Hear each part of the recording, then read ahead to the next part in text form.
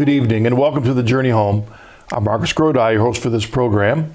Our guest tonight is Roger Dubin, convert from Judaism, and he's also the author of a book called The Coin of the Realm, which we'll talk about later. Thanks. So Roger, welcome to The Journey Home. Thank you very much. It's good to have you here all the way from Good to be here. the warm climes of Arizona, right? Warm and dry, they always say. They always add the dry. Definitely, right. To counterbalance. Yeah, it's really lovely. We're in Prescott, which is 5,800 feet up, so it's surrounded by pine forest. Oh, beautiful. Place. That's not what I think of when I think of Arizona. No. Right, you think of Death Valley down there. Right. Exactly. Or what's that place that I went to where they filmed all the movies, the old Western movies? Oh, you mean Painted Desert? Well, yeah, all that. Right. And I love that part of. Well, we've had quite a few movies filmed in Prescott, too. Yeah. Well, good to have you on the program. Thank you.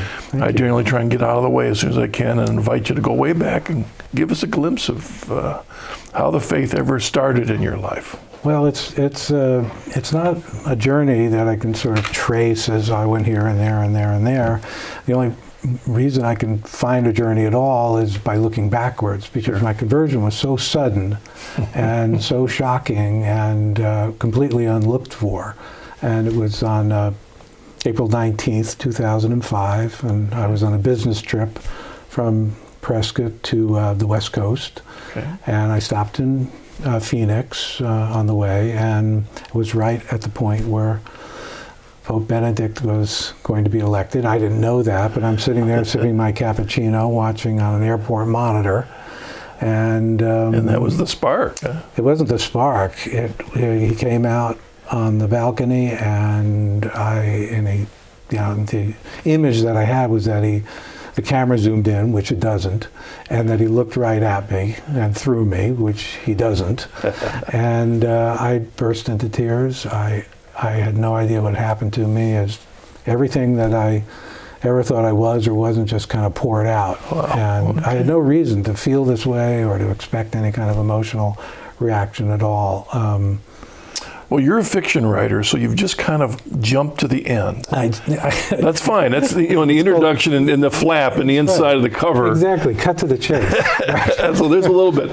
Okay, now we're going to open the first page of the novel, and we'll go back. And where'd you come from? I mean, as you said, this was not expected at all. No, not at all. But, again, there were some milestones. But both sides of my family are from Russia, Russian Jews. They were secular, non-observant. I think a lot of people in the Jewish faith lost faith after the Holocaust. It's not like they didn't believe in God. They didn't have faith in him anymore. Okay. My mother lost her parents when she was young, and she was very, very angry. She adored her mother, and so she became, I don't know if I'd call her atheist, agnostic. She believed she would never see her mother again. She believed that God had taken her from her, and so she turned away from God. My father was, a very angry guy and not a happy man. And were they born in the States, or did they come over? My mother was born in Russia. My father was born in the States. Okay. Both sides of the family from Russia. Okay. And my mother was raised by her brothers, who became very, very successful men in the shipping industry and in the fur business. And they were kind and they were good guys, but again, no God in their lives. And my father was uncomfortable being Jewish. He insisted on celebrating Christmas, and it was not a happy home. My sister was born autistic. My younger sister, my elder sister, and I fought all the time, and my mother was overwhelmed. My father had a violent temper, God rest his soul. So that was the environment that I... when you said Christmas, that's just to be like culture. It was exactly, strictly culture and presents, tree, and that whole thing. Gotcha. So my escape was reading, and the books that I was attracted to always had something to do with God. I was looking for what all this meant, because it was not a happy situation. But things like The Little Prince or The Bridge of San Luis Rey, and probably the most important book when I was young was a book called Fate is the Hunter by Ernest K. Gann. and it's about his history as a commercial airline pilot. But all the time, he's trying to understand why some of his friends died and some didn't, and he's constantly tracing the actions of fate or God in this book, and had an incredibly powerful effect on me. And yes. I remember at a time in my life, way back when I was practicing the faith very much at all during college, and I would read certain books in fiction, and I'd almost be moved to tears. Exactly. Right. And I couldn't put my finger on what it was, right. But there was something in there that I was hungering for. That's what you're talking about. Exactly, absolutely. And it hits you in a way, and it starts you on a search, because it doesn't just fulfill you, it brings you closer, looking for meaning. And then I think moving on from there, when I was bar mitzvahed, but it was basically a sham. My rite of passage. Yeah, my mother wanted it done, and so I learned. They literally hired a rabbi to teach me all my Hebrew phonetically. I was a good singer, so I pulled it off. And but after that, my uncle, Uncle Norman, who was in the shipping industry, he took my cousin and David and I on this trip to London and Paris and then Athens. It was a business trip for him, and to Israel. And in Israel, it was right between the 1956 war and the 1967 war. It was like 1961. And it was incredibly intense. And I remember walking at night to a relative's house. It was one of the reasons he wanted to go there, to give them money. And we met them. They didn't speak English, but they treated us beautifully. But my most glittering memory of that trip was our boat trip on the Sea of Galilee. Oh. And I remember it just like it was yesterday, and my trailing my hand in the water and the sunlight on it. It didn't mean anything to me, except it was just so beautiful. Yeah. And after that, my folks divorced, and we moved. We were on Long Island at the time. Moved back to New York City, and there was a couple times that I started wandering, going to the village, listening to music.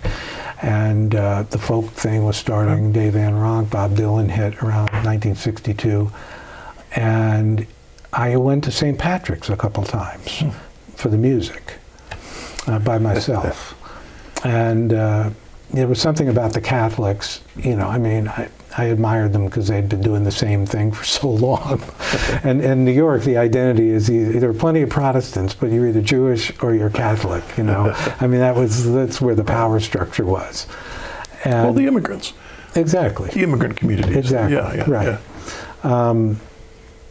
So, my life sort of went on from there. It was still very difficult. And at the age of 16 and just graduated from high school, I lied my way into the Merchant Marine and shipped out on a tramp freighter bound for North Africa. And that was a seminal experience, to say the least. And during that voyage, I had what you could term as an out-of-body experience. And it was very powerful and very vivid. And I think St. Paul talks about something like this in Corinthians. Right. And it's a very dangerous area, and people get really off track. For me, it did sort of set me on... Dangerous, you mean that in North Africa? Or No, I'm the talking whole about experience? Dangerous area, out-of-body experiences. You have the possibility of coming into contact with the occult. And Had you invited that, or it just happened? No, it just happened. Oh. Yeah, it was just an exquisitely beautiful night at sea, and the stars and everything. And in my novel, I portray it as at the height of a storm at sea, which actually did happen, but that's not when my out-of-body experience happened. When just the whole experience of being in North Africa and seeing the cheapness of life and the things that I saw at a very young age, it really affected me when I came home and went to college. But I did start reading books that were like Herman Hesse and Siddhartha and Journey to the East and Julian Johnson's The Path of the Masters. And that sort of set me into that mode for quite a long time. Explain the mode more to our audience. Going towards the Eastern teaching. Eastern. Karma and reincarnation, that whole thing. And so you were interpreting this out-of-body experience as a connection with this long line of lives. Exactly, maybe, right. And I was looking for some explanation. I was looking, exactly. Yeah. And I think the interesting thing about reincarnation is that it's, in police procedurals, they have this thing called the theory of the crime. And after my conversion experience, I had to understand why that theory of the crime was compelling to me. And I started looking into it, and I found out that the proto-religion in India was monotheistic. Heaven and hell, etc. But it was also incorporated into the caste system. So the poor people had no way of going to heaven just because they were poor. Yeah. And so they literally came up with this, necessity is the mother of invention. They came up with the idea of reincarnation because they thought, if we could live a few more lives, maybe we'll be rich, and then we can go to heaven too. And to explain why they ended up here, because somebody years ago was up there, exactly, messed up, and then, Right. So, yeah.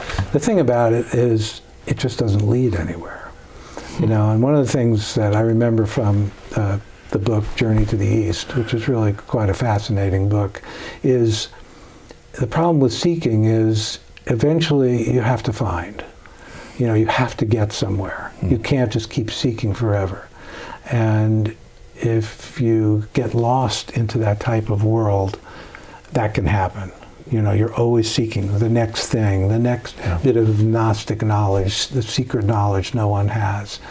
And trying to find a key person that can give you that. Right, and that's so true. Whether it's a master, a guru, someone that can impart this knowledge. I'm not putting it down. Everybody finds their own way. For me, at least, I was thinking about God, and at least I was searching. But I certainly had nothing but disdain for Christianity, and nothing but literally almost loathing for the name Jesus.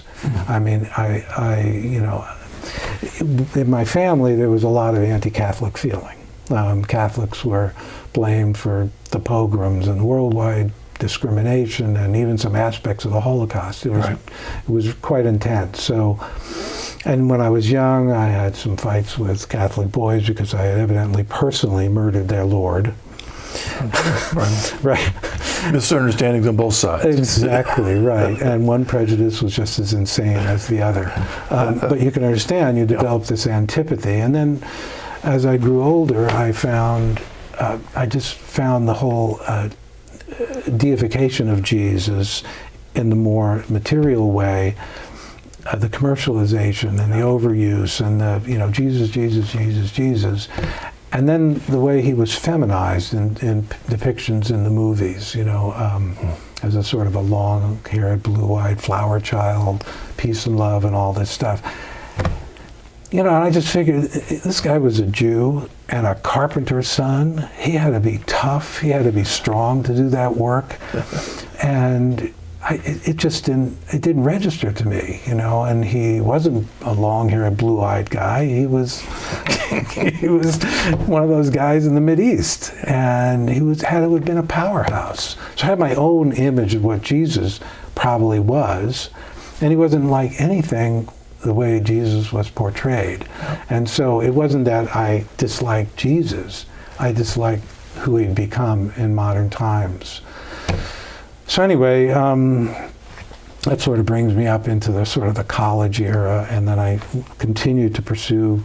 And you were in a college in a time that was in turmoil. Yeah, the 60s. I mean, that whole turmoil time. And our guest is Roger Dubin, a convert from Judaism. Yeah, that time was a lot of people seeking. Yeah, very much so. It was a seeking time. It was. Even the folk music you mentioned, that's what it was all about, trying to find something. But interesting was like it's seeking. But the usual suspects as answers, no, we can't go there, but we're seeking. No. Right. Well, the problem with Christianity is it's there. And the thing about secret knowledge is it makes you feel special. and no one knows this. It's almost like getting a stock tip. It's insider trading, and so you're made to feel special, and that's the problem. Is it feeds your ego, and it separates you. It separates you from mankind. The thing about Christianity, it's about community. It's not about yourself. It's about the other guy. I mean, the first time I read Matthew 25, I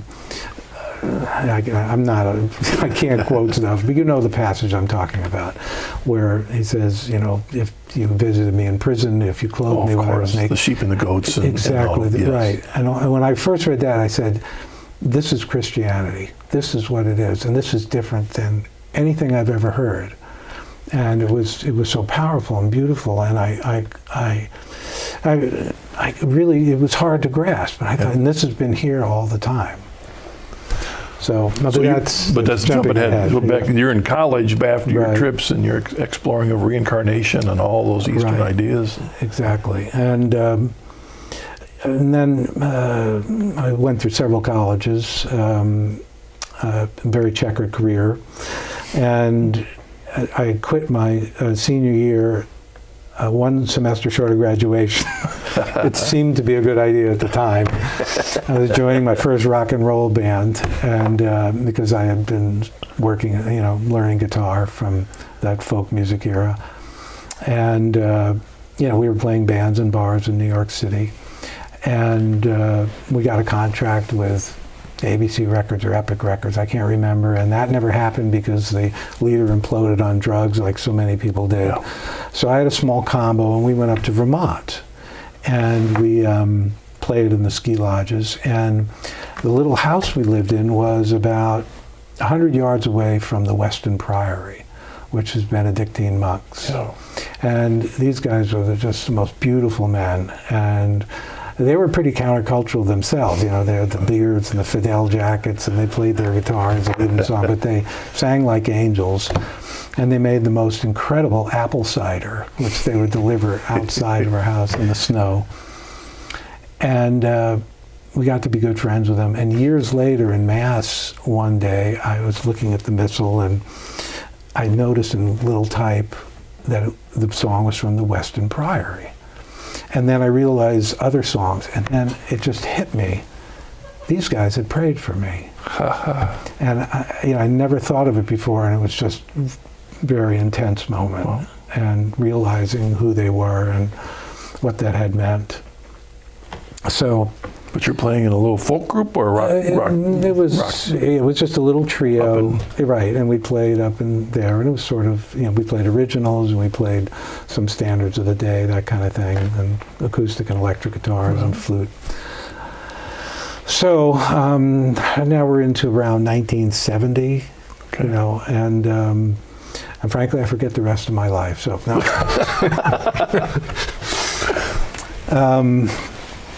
Well, I mean, that was the time maybe the stuff people were in, you could easily forget what was going on in life. Yeah, it's like that was a saying, crazy if time. you remember the 60s, you weren't really there. Right. So then I did continue to play, work as a musician. I went out to Hollywood and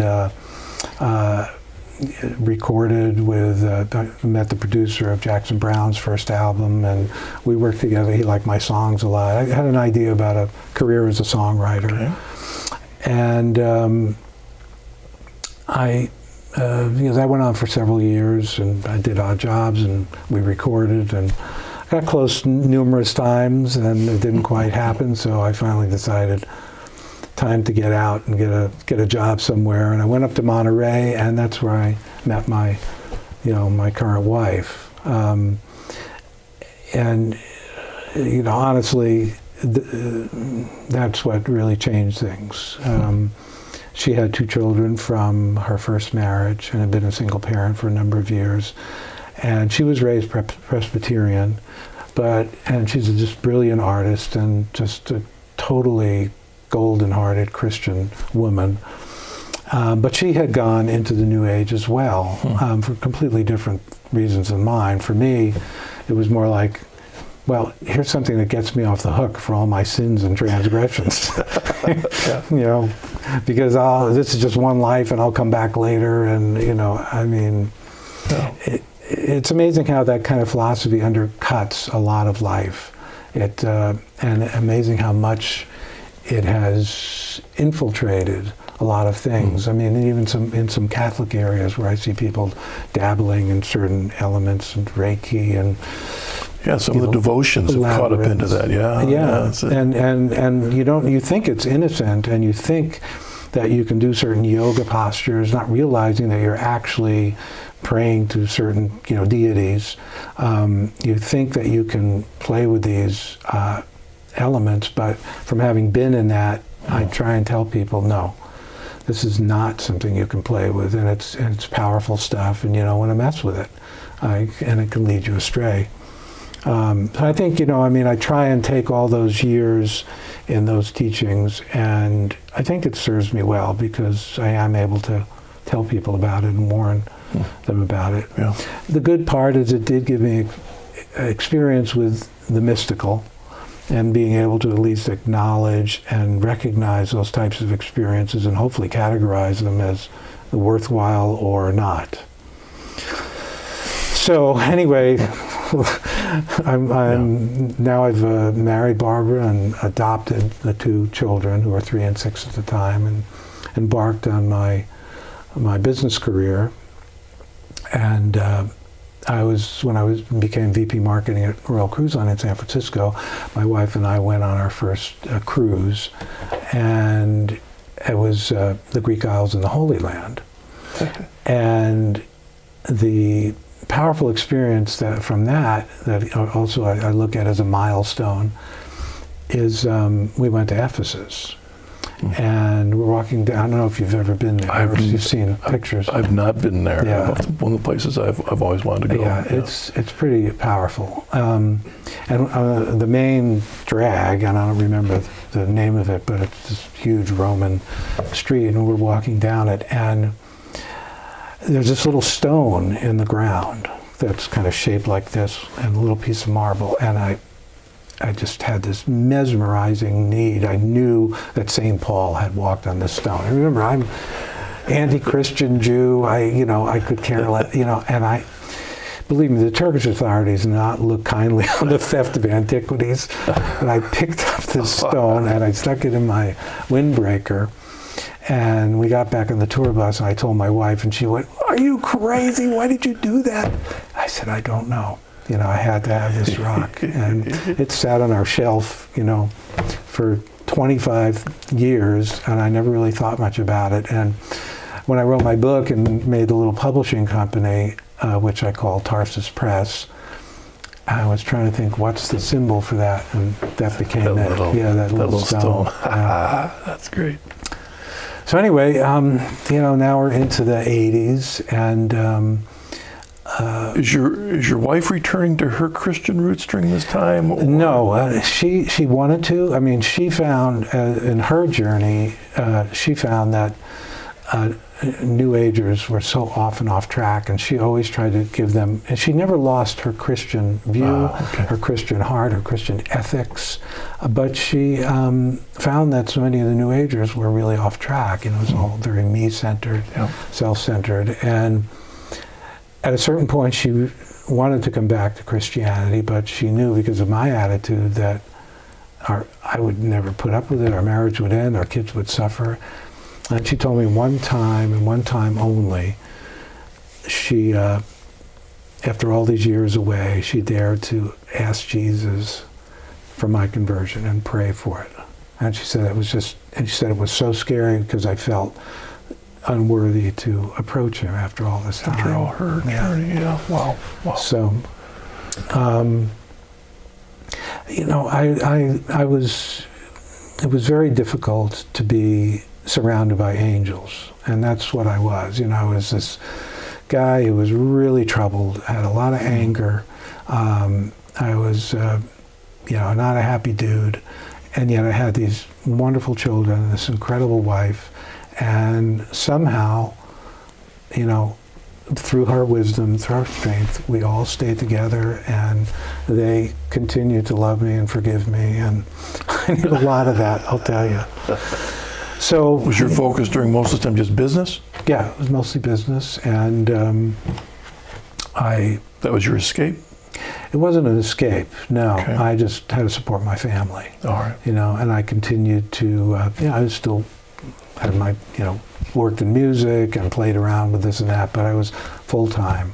I had a successful career. I was president of a cruise line. I ran the Maui Visitors Bureau when we moved to Hawaii, and and other things like that. But eventually, I was able to start my own business in 1996, and that's what I've done ever since. And so I've been a marketing and consultant. And another milestone that I look at was in 1998 when Barbara was away on a trip to see her dad, and I went with a friend of mine to see Saving Private Ryan. And it was an extremely powerful film. And that a day later, I got severe pneumonia, and it was hot. And at the same time, our house was having the outside redone, and it was all closed in. And I was there, and I was alone, and I was just dying. I was just sweating, and we had our dog to take care of. It was awful, and Barbara was away. And but it was something where I really said, "This is it. I can't. I have to change. I have to. I'm losing my kids. I'm losing their affection." And that was a real turning point where I said, I've just got to become a better human being. Why don't we pause there? Okay. Is that a good place to pause? Oh, sure. All right, let's pause there. We'll come back in a moment. Our guest is Roger Dubin, and we'll pick up right when we've left you enclosed in this house. Right. Will he get out? There we go. Okay, sounds like a novel. There you go. All right, we'll come back in a bit. See you in a bit.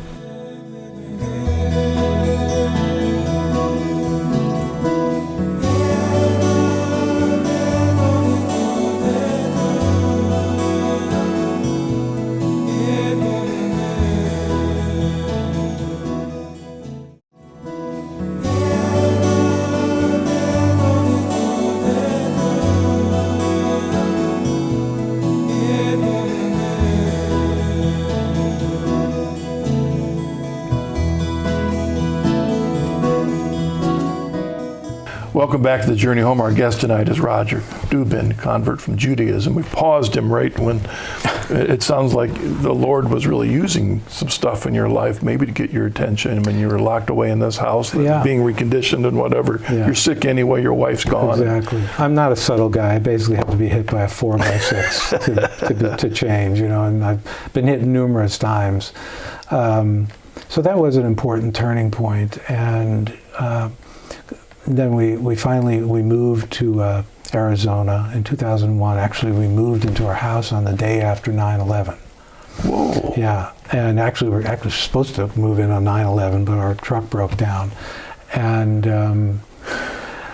it was, obviously for everybody, an incredibly powerful experience. Yeah. But that's also my hometown, and one of my childhood friends was lost in the towers. And life went along, and in 2004, I had a dream, which I wrote down because it was unlike any dream I'd ever had, and it was incredibly vivid. And I'm in a business suit, and I'm walking down the street of a city going to work, and at the entrance of a building, there is Jesus. And he was wearing a business suit too, and he didn't have to introduce himself. I knew who he was, and he looked just like I always thought he was. Very, serious, tough, all man, no bull, all knowing, knew everything about me, didn't care. And we shook hands, and he said, "I need you to do something." And he said, "I want you to go to the top floor of this building and kill Satan." Now remember, this is a dream, Marcus. I take no responsibility for the authorship here. "I want you to go to the top of this building and kill Satan." I said, "Why me?" And he said, "Why not?" Which is, I had no answer for that, so I went in, and it was an incredibly plush building, the marble and the polished wood and the chrome. And I go up to the top floor of the building, and there at this immense office, at this big desk, is this very good-looking, executive, well-groomed, pleasant expression on his face. But I knew who it was. And he knew who I was and who had sent me. And he came over. He was very intimidating. And I put my hands on his shoulders and I said, "In the name of Jesus Christ." And in my mind formed the words, "I kill you." But what came out was, "I kiss you." And then I kissed him on the forehead. He went white. I kissed him on the forehead and he fell down dead. And that was the end of the dream. So when I woke up, I thought, this has been a total mistake. Somebody in the cosmos has completely blown it. I was never supposed to, but I wrote it down. I told my wife. I love that thought. Oops, we sent the dream to the wrong guy. Exactly. It's like opening the wrong hotel room door. Oh no, sorry, I didn't mean to see that. And I told my wife about it. I said, well, this is, clearly. And I literally put it aside. And I think it was later that year that we also saw The Passion of the Christ. And, that was an overwhelming experience. I don't know what it did to me, but it overwhelmed my wife. And she was, after the movie was over, she was picking up popcorn and containers because she couldn't bear the idea that someone else, would have to clean up. And that's how it struck her, and I don't know what it did to me. I really don't. But at the next... Did you have a connection? I mean, did you kind of know the story? Or was of course, yeah. Okay, and, when I was young, I was really attracted to biblical films, the sword and sandal epics. And when I would go to summer camp, and that was my real escape from the family. And it was a Jewish summer camp. Yeah. And we had basically services every week, and they were great, and we would do is act out scenes from the Old Testament, behind the screen, so it was shadows, and you'd have a head drum, you would shake a tray to make thunder, but it was great, and the people who ran it were just wonderful people, and they were very devout, and it was a great experience. And at that time, I loved the movies like The Ten Commandments and The Robe and Ben-Hur, and they were about God. And I understood the basics about who Jesus was and how he had come to be crucified and all that stuff. But, frankly, the basic theological tenet of Christianity is conveyed to the world that Jesus died for your sins. It doesn't make any sense if you don't have any understanding of what that means. It's like, well, I wasn't there. I wasn't alive then. I don't understand what you're talking about. As a marketing guy, I think maybe we could do better, than just saying Jesus died for your sins. It needs a little bit more context. But I do think that those kinds of films and the kinds of books that I read did have, a profound effect on me. So the next thing that came was really the death of John Paul. And here was someone that I deeply admired because of his courage with, against communism and what he did in Poland, and aligning with Prime Minister Thatcher and President Reagan to bring down the Soviet Union. And I just thought, wow, this guy is great. He wasn't a spiritual leader to me, but man, what a guy, what a man, what a courageous human being, and So when he passed away, we watched everything on TV, and it was very moving. And at one point, my wife turned to me and said, "You've got to get religion, Raj. You've been drifting way too long." And so the next thing that happened was that business trip, on April 19th. And,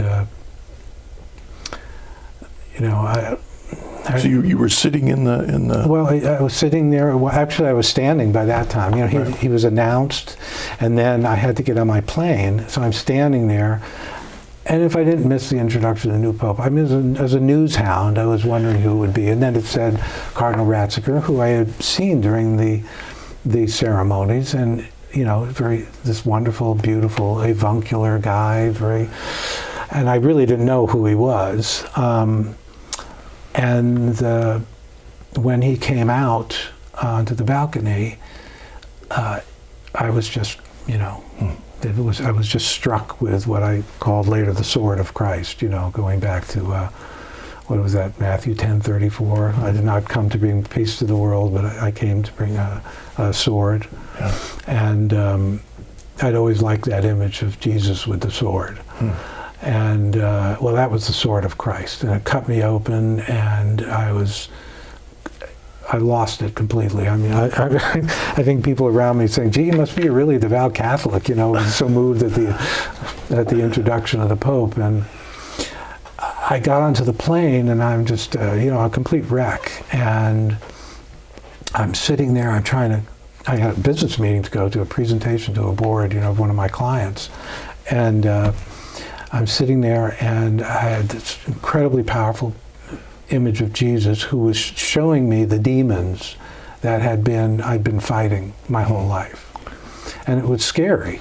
It really was frightening. And I called my wife from the plane. I said, "Barbara, you don't know what's happened to me. I could hardly explain." And then I had to turn off my phone. Then I go to the plane. Then I get picked up at the airport.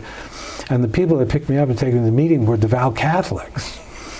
And so I said, "Well, what do you think about this new Pope?" And I didn't know what to say. And they were starting to talk about Pope Benedict and things like that. And so I went to the board meeting. I come home, and I told my wife, and she said, "Oh, this is great. Well, listen, we'll go find a little church." And I said, No.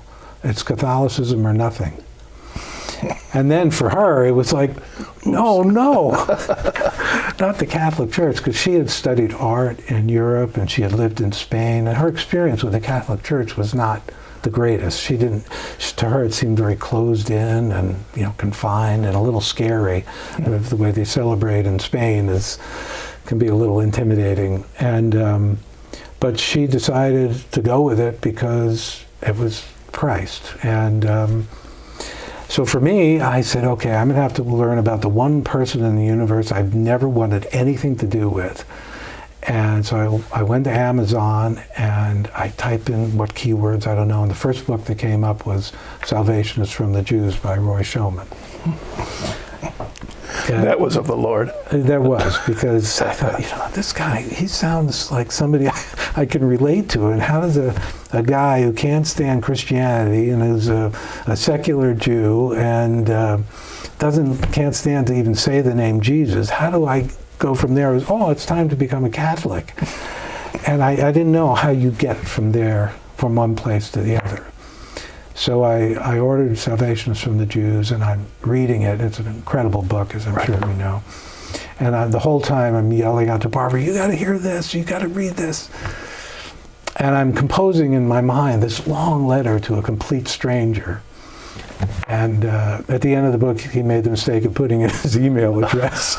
So there it is. I write this long email to a guy I have no idea. I just dumped everything on him. And he wrote back. And we started corresponding, and Roy was like a guru to me before we entered RCIA in September of that year. And in July of that year, we had to go back east to see our kids. I had some business. My father had had a stroke. We had a lot of reasons to go back. And I wrote Roy, and I said, "I don't know if you're actually back east. I sense you are, but we're going to be in the city. Is there any way we could meet?" And he came down from Boston to have lunch with us, and we've since become really good friends. And he's a great guy, and married a wonderful woman. And so that was how I got, into the church, as unlikely a convert as you could possibly imagine. When I did my witness testimony in 2007. When we entered the church, I started off with a line from Groucho Marx: "I wouldn't want to belong to any club that would have a guy like me as a member." Boy, wow. Well, I want to make sure we get to your book. Okay. Because how did that come out of that? Because there's a connection, right? There is, yeah. The book is based on my experiences in the Merchant Marine when I was 16 and went to North Africa. And so it is a sea story and an adventure story. But it is also a story of the main character is a Jewish merchant seafarer, so fairly close to home. Of course, the story is fictionalized. A lot of the things that occurred on my voyage to Tunisia are in there, but there's a whole story based around it. But on top of that, or actually folded within it, is a progression towards a conversion experience that he has. And it took a long time I actually was writing the book for a long time before my conversion experience. I thought I was done at the time it happened. And then when it happened, I know how to completely rewrite it. So that took another several years. And so I do think that fiction has a place Yes. in conveying the story, because human beings love stories, and our history began as an oral history. I mean, before there was written language, we all passed on the stories that were important. And, Jesus never wrote anything down. Others did that for him. And he would tell the stories, the parables. Yeah. And he was a storyteller. He would find over and over different ways to convey the message to people. And he did it in ways that were understandable to his audience of Jews, basically observant Jews and sinners. But they all understood his context. And yet, over and over, he had to tell them the story again. They still didn't get it until after he died. Yeah, well, there was that work of grace. Exactly. Which awakens, which when I sit here and hear your story, I see grace all over the place, though you weren't recognizing it as that, but the way that the Lord, when you hear in Scripture that God desires all to be saved and to come to the knowledge of the truth, what that portrays is that our loving Creator, Father, our Lord Jesus, loves every person so intimately that looks for ways to try and awaken. Right. It's not automatic. You still had to respond. That's true. But there's the mystery of that work of grace, and yet our freedom to respond. And then let's go back to that quote from Groucho Marx. Right. Think about that, because have you changed? Have you changed? I believe so. I believe in every possible way, and it's an ongoing process. I don't think you ever end converting. Right. It's the 1,000 layers of the onion. Yeah. And if you ever think you're there, you've really blown it, because you're really never there. In that sense, the journey never ends. But yes, absolutely. You completely. The church has so many amazing things. Like, I do a rosary every morning, and my wife and I, when we have a crisis, and whether our kids have a crisis or our grandkids have a crisis or something's going on, we do the Mary Who Unties Knots novena. Yeah. Some people call it the unfailing novena. And it always works, usually around day 2. We finish it. It's like a course of antibiotics. You got to finish it. But Mary, it's unfailing. And it's amazing how many Catholics we know of who don't know about Mary Who Unties Knots. There's so many great things. We went to Lourdes in 2013 as advertised. Just absolutely exquisite. And in Paris, we went to the Chapel of the Miraculous Medal. Yeah. Beyond belief. That's one of the most heavenly places on the planet. Well, how do you tell people that are listening now that they're saying, no, wait a second, this stuff is spooky, who don't understand it, you know what I mean? Who don't understand praying beads, who don't understand devotions, don't understand statues, how do you explain to them how you've come to see that, no, this is a very powerful work of God in your life? I don't know. Part of it is, I think, being Jewish. I never felt Jewish until I became Catholic. And as Roy puts it, Judaism is pre-Messianic Catholicism. Catholicism is post-Messianic Judaism. So I do think, for some reason, it's been like falling off a log. It's not been hard for me to somehow understand the faith and all these things. But the thing that I understand is the whole faith is based on miracles. Every single element of it is a miracle. So, why pull back at any particular miracle? Right. Or why say, I don't know about that virgin birth. I don't think that could happen. It's like, what's one more miracle? Why would you doubt that?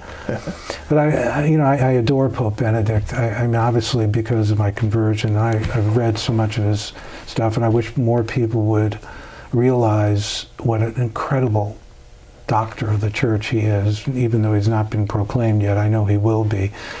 And his writings are so luminous, and he connects you with everything. He knows everything. Everything is in context. And one of the little books that he has called Faith in the Future.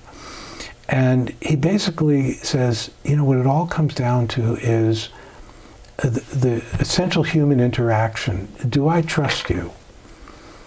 And when we meet someone, we're going to do business with someone, we're working with someone, we come somehow, maybe through intellectual things, maybe because we read their resume or whatever, but basically in our gut, I trust this guy or I trust this woman. And he said, this is basically the basis of our faith. Do I trust that Jesus is who he says he is? And he does what he says he does. And I think once you have that, the rest of the faith falls into place. So, I don't know. Is it spooky to do these things? I don't know. To me, when people don't understand or don't have a category to put it in, sure.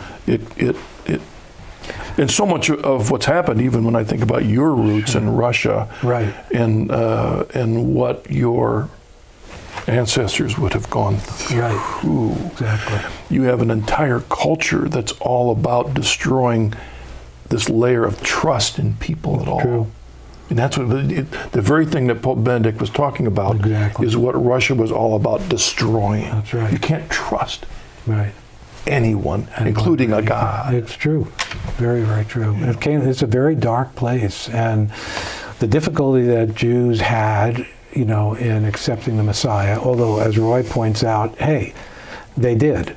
The first 15 popes were Jewish. Hey, they got the faith started. It spread all over the world. You can't say that they failed. But I do think it's very difficult for Jewish people to accept the Messiah. It's like, no, that can't. There's a reticence in there. And, the return of the Jews is something that is part of biblical history at some point, salvation history. For myself, it's not like I was, a biblical scholar, far from it, or, a devout Jew who saw the light. I was just an angry jerk. And for some reason... somebody up there sent that dream to the wrong... Exactly. It wasn't that way. It was the work of grace for you. When he decides he wants you, you might as well just accept it, because resistance is futile. We have an email, Katrina from West Virginia. How difficult was it for Roger to transition from an emotional and spiritual encounter with the Pope to accepting his authoritative office as teacher and shepherd of the Universal Church? I don't think there was any difficulty. I don't think there was any thought about it. I think Catholics are incredibly lucky to have a figure who is the vicar of Christ.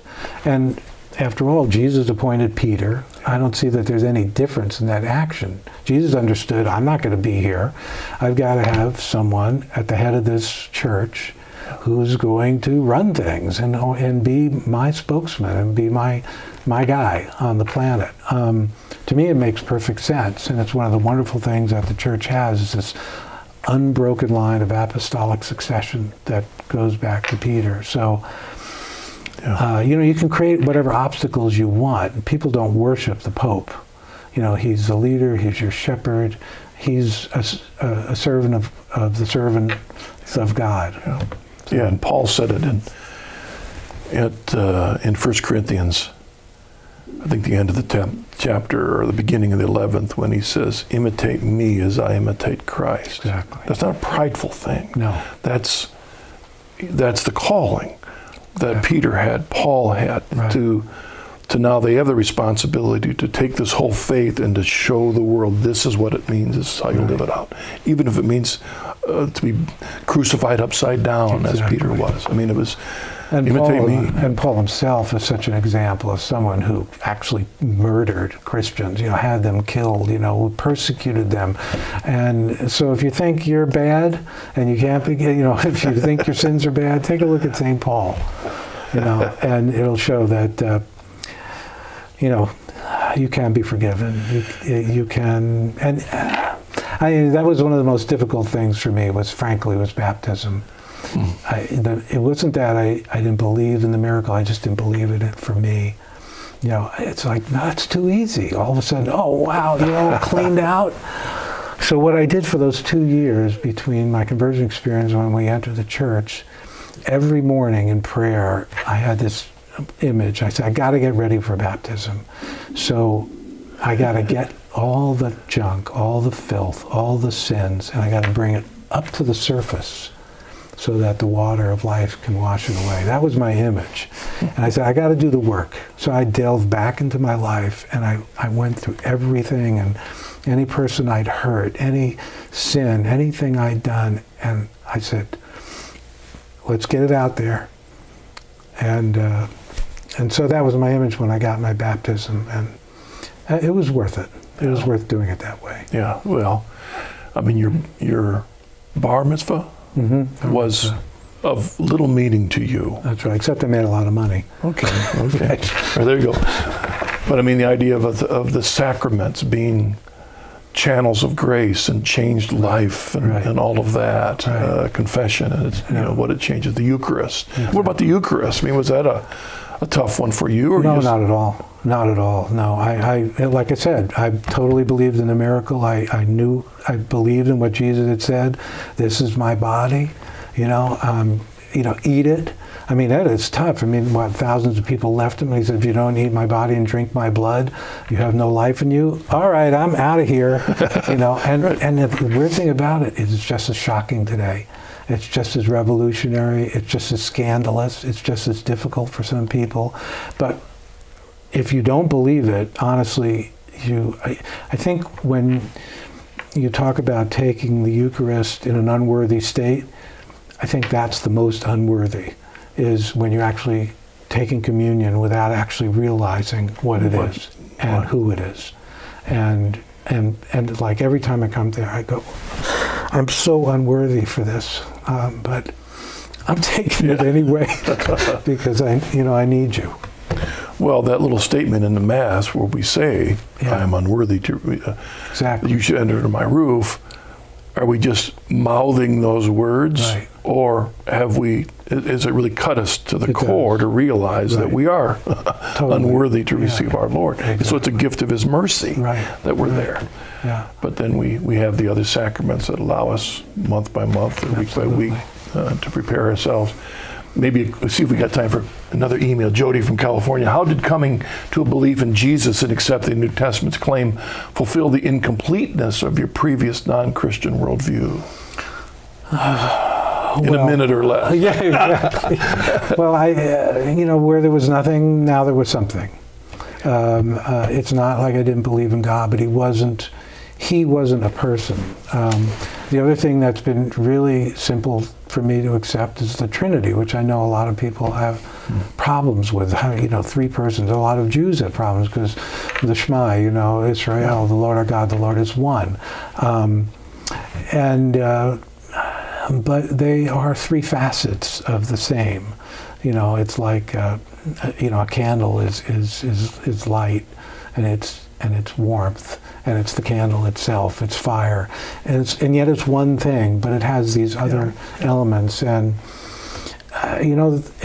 it's the faith has so many things, and that's why I think people get lost in the multiplicity of things. But you find the tools that keep you on track. For me, it's the Rosary, and the Mary Who Unties Knots Novena, and of course, always going to Mass and the sacraments, and then the main thing, which is giving back, attempting to give back. When Pope Benedict resigned, I was crushed because I felt I hadn't done enough to pay back what he had given me or what the Holy Spirit had given me. Well, you still have time, even as you've shared your journey on the program here, to encourage others through your book. You're writing the Coin of the Realm, is the name of your book. But even the devotions that you've just encouraged people to realize their ways of us drawing closer to Jesus Christ. Absolutely. And his desire to work in our lives if we just surrender to him. All you have to do is ask.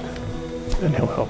Roger, thank you. Thank you, Marcus. Thank you very much for sharing your journey on the program. And all of you watching, as I do every week, I do pray that Roger's journey is an encouragement to you. God bless you.